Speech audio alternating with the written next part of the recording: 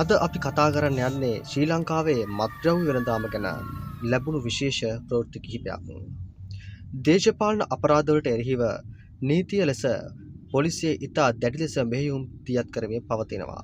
මේ මාස කිහිපය තුළ මත්ද්‍රව්‍ය වෙළඳාමට එරෙහිව විශාල මෙහෙයුම් කිහිපයක් සිදු කර තිබෙනවා. ඒ නිසා සැකකරුවන් ගණනාවක් අත්අඩංගුවට ගෙන ඇත. ඒ වුවත් පොලිසිය හේතු කරුණු සහ ඔවුන්ට සහාය දක්වන අයවලුන් සම්බන්ධ තවදුරටත් වැඩි අවධානයක් යොමු කළ යුතු බව අවධාරණය කර තිබෙනවා. රජය ආරක්ෂක අංශ සහ පොලිසිය එක්ව කටයුතු කරමින් මත්ද්‍රව්‍ය සම්බන්ධ අපරාධ පාලනය සහ ඉදිරිදී තවත් දැඩි පියවර ගන්නා බව පැහැදිලි කරයි.